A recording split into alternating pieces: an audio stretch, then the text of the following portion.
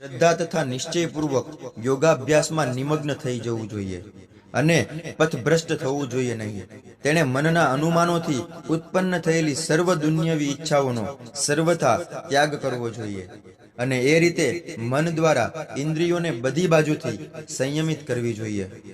ધીરે ધીરે ક્રમશઃ પૂર્ણ વિશ્વાસપૂર્વક બુદ્ધિ દ્વારા મનુષ્ય સમાધિમાં સ્થિત થવું જોઈએ અને એ રીતે મનને આત્મામાં જ સ્થિર કરીને અન્ય કશાયનું ચિંતન કરવું જોઈએ નહીં.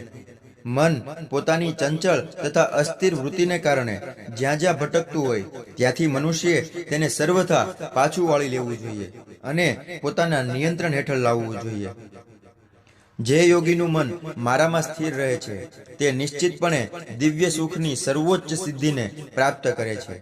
તે રજોગુણથી પર થઈ જાય છે, પરમેશ્વર સાથેની પોતાની ગુણાત્મક એકતાનો સાક્ષાત્કાર કરે છે અને એ રીતે ભૂતકાળના પોતાના સર્વ કર્મના ફળથી મુક્ત થઈ જાય છે.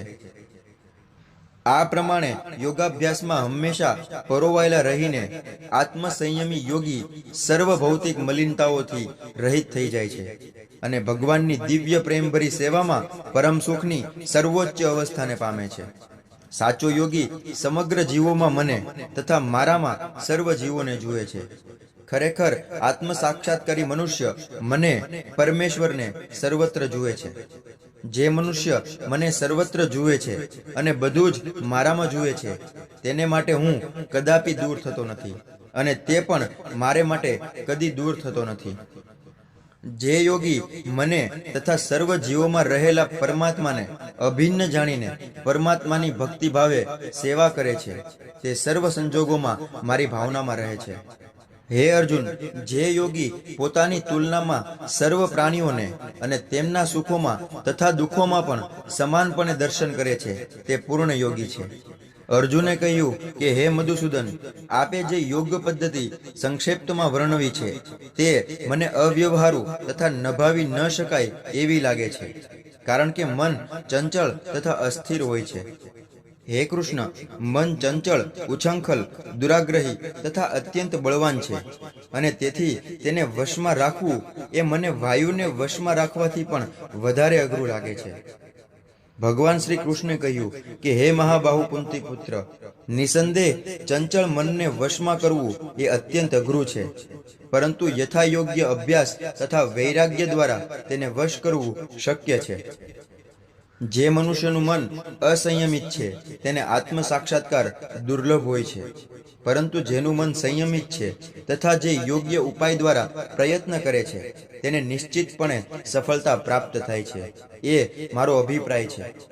અર્જુને કહ્યું કે હે કૃષ્ણ, તે અસફળ યોગીની શી ગતિ થાય છે કે જે શરૂઆતમાં આત્મ સાક્ષાત્કારની પ્રક્રિયાને શ્રદ્ધાપૂર્વક ગ્રહણ કરે છે, પરંતુ પછીથી ભૌતિકતાને કારણે તેમાંથી વિચલિત થઈ જાય છે અને તેના પરિણામ સ્વરૂપ યોગ સિદ્ધિને પામી શકતો નથી.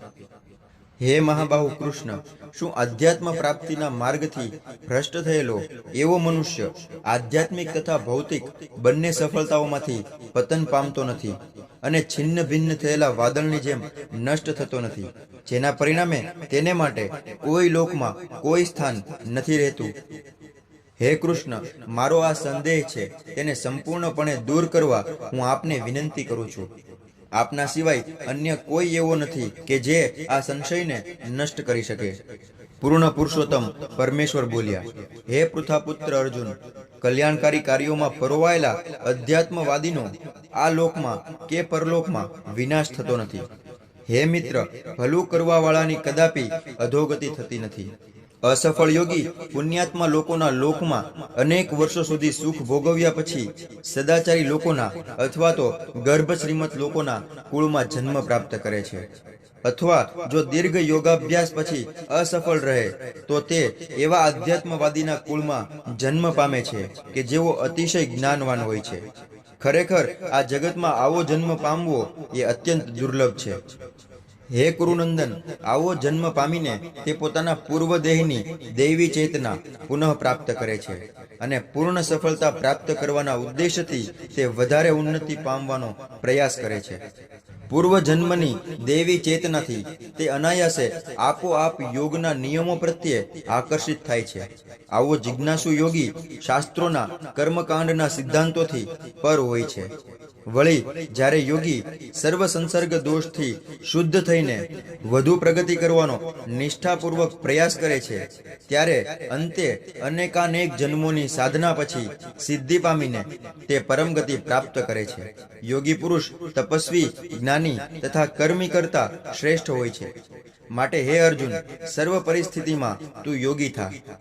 સર્વ યોગીઓમાંથી જે યોગી અત્યંત શ્રદ્ધાપૂર્વક મને પરાયણ હોય છે, પોતાના અંતઃકરણમાં મારું જ ચિંતન કરે છે અને મારી દિવ્ય પ્રેમમય સેવા કરે છે, તે યોગમાં મારી સાથે અત્યંત ગાઢ રીતે સંકળાયેલો છે અને તે બધામાં સર્વોચ્ચ છે. આ જ મારો મત છે. આ પ્રમાણે શ્રીમદ ભગવદ્ ગીતાનો આત્મ સંયમ યોગ નામનો 6થો અધ્યાય અહીંયા સમાપ્ત થાય છે. દર્શક મિત્રો, જો તમને આ વિડીયો પસંદ આવ્યો હોય તો લાઈક, શેર અને કમેન્ટ જરૂરથી કરજો અને મારી આ ચેનલને સબસ્ક્રાઇબ પણ કરજો. ફરી મળશું આપણે શ્રીમદ ભગવદ્ ગીતાના 7મા અધ્યાય સાથે. ત્યાં સુધી નમસ્તે.